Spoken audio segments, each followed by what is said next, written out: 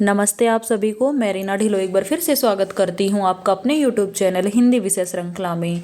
तो भाई आज हम पढ़ने वाले हैं राष्ट्रपति से संबंधित सारी बातें। और राष्ट्रपति देश का कौन से नंबर का नागरिक होता है, उसके पास क्या क्या शक्तियां होती हैं, वह क्या कुछ कर सकता है, क्या नहीं कर सकता, कितनी पावर उसके हाथ में होती है। तो कंप्लीट जो टॉपिक है राष्ट्रपति वाला वो हम इस वीडियो में पढ़ेंगे। तो ज़्यादा समय खराब न करते हुए पढ़ लेते हैं भाई। राष्ट्रपति भारत का प्रथम नागरिक होता है। यह देश का संवैधानिक प्रधान होता है। सबसे पहला सर्वोच्च नागरिक होता है और प्रधान मुख्य होता है। इसकी योग्यता अनुच्छेद 58 के अनुसार राष्ट्रपति पद के लिए निम्न बातों का होना जरूरी है। सबसे पहली बात है वह भारत का नागरिक हो, उसकी आयु 35 वर्ष हो चुकी हो, लोकसभा का सदस्य निर्वाचित किए जाने योग्य हो, चुनाव के समय वह किसी लाभ के पद पर नहीं हो। ठीक है। राष्ट्रपति के निर्वाचन के लिए निर्वाचन मंडल संबंधी प्रावधान अनुच्छेद 54 में है। ठीक है। लोकसभा, विधानसभा और राज्यसभाओं के निर्वाचित सदस्य रहते हैं। वर्तमान में पुदुचेरी और दिल्ली की विधानसभा के सदस्यों को भी सम्मिलित कर लिया गया है। ठीक है। तो ये उस टाइम जब मैंने नोट्स बनाए थे उस समय की बात है ये।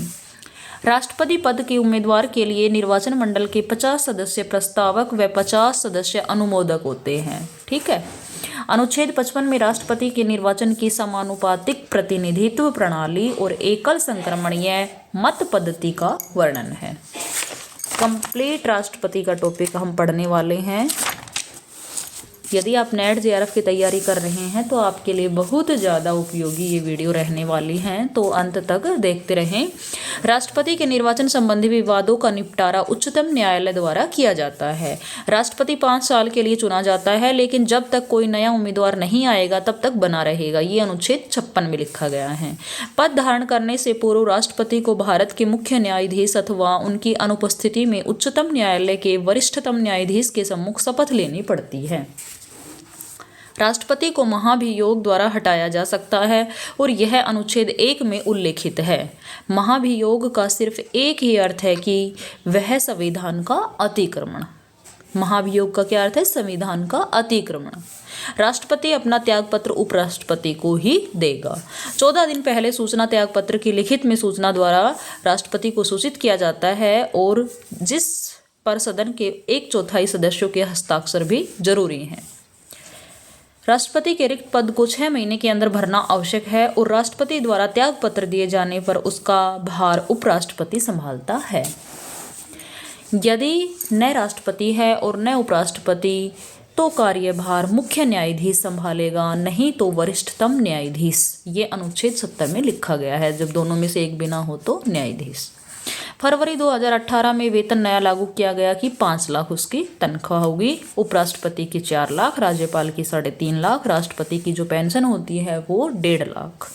राष्ट्रपति के अधिकार व कर्तव्य देख लेते हैं, ये बहुत ज़्यादा इम्पोर्टेंट हैं।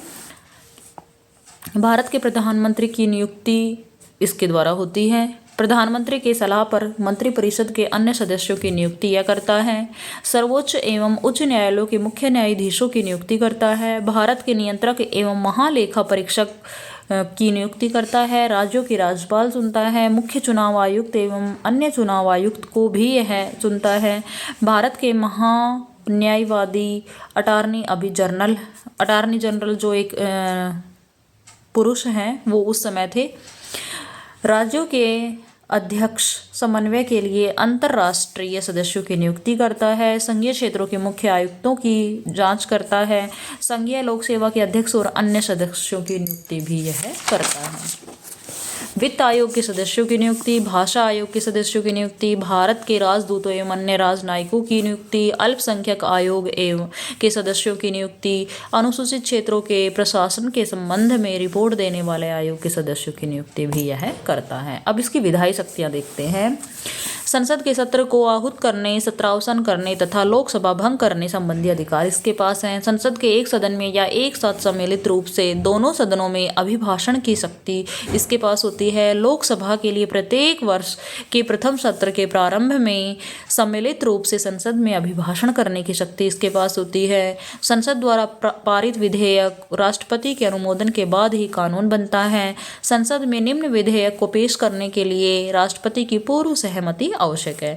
नए राज्यों के निर्माण संबंधी व वर्तमान राज्यों के क्षेत्रों, सीमाओं व नामों में परिवर्तन संबंधी विधेयक को पास करने की शक्ति इसके पास है। धन विधेयक 110 अनुच्छेद के अंतर्गत जो भी शक्तियां होती हैं वो इसके पास है। संचित निधि में व्यय करने वाले विधेयक पास करने की शक्ति इनके पास है। यदि किसी साधारण विधेयक पर दोनों सदनों में कोई असहमति है तो उसे सुलझाने के लिए राष्ट्रपति दोनों सदनों की संयुक्त बैठक बुला सकता है और ये अनुच्छेद 108 में लिखा गया है। संसद सदस्यों के मनोनयन करने का अधिकार दो लोकसभा एक में और कला, साहित्य, खेल और 12 सदस्य राज्यसभा में चुन सकता है। ठीक है, 2 लोग चुन सकता है लोकसभा में, एक कला साहित्य से संबंधित भी वो चुन सकता है और राज्यसभा में 12 सदस्य। अध्यादेश जारी कर सकता है। सैनिक शक्ति इसके पास होती है, राजनीतिक शक्ति होती है, क्षमादान की शक्ति होती है, जैसे किसी को फांसी की सजा सुना दी तो ये कर सकते हैं।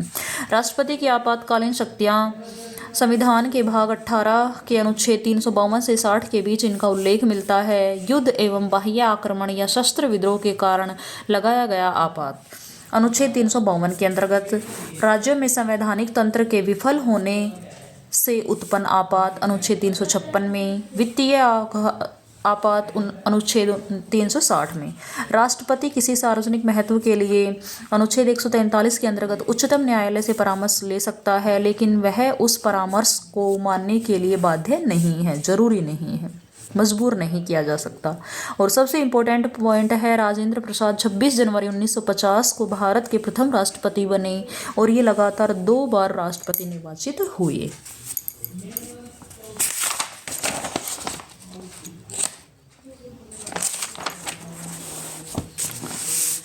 डॉक्टर एस राधाकृष्णन लगातार 2 बार उपराष्ट्रपति तथा 1 बार राष्ट्रपति बने। केवल वी गिरीन के निर्वाचन के समय दूसरे चक्र की मतगणना करनी पड़ी थी। नीलम संजीव रेड्डी ऐसे राष्ट्रपति हैं जो प्रारंभ में चुनाव हार गए थे लेकिन बाद में निर्विरोध राष्ट्रपति चुने गए। देखो कितने मजे की बात है। भारत के प्रथम महिला राष्ट्रपति प्रतिभा देवी सिंह पाटिल हैं। रामनाथ कोविंद देश के 14वें राष्ट्रपति हैं। फिलहाल जो राष्ट्रपति हैं वो आपको पता है हमारे द्रौपदी मुर्मू हैं। तो इसी के साथ ही मैं इस वीडियो को समाप्त करती हूँ, क्योंकि हमने राष्ट्रपति से संबंधित सारी बातें हमने पढ़ ली हैं। अगली वीडियो में हम पढ़ेंगे उपराष्ट्रपति के बारे में, ठीक है, जिसका उल्लेख अनुच्छेद 63 में है। तो इसी के साथ ही मैं विदा लेती हूँ। धन्यवाद।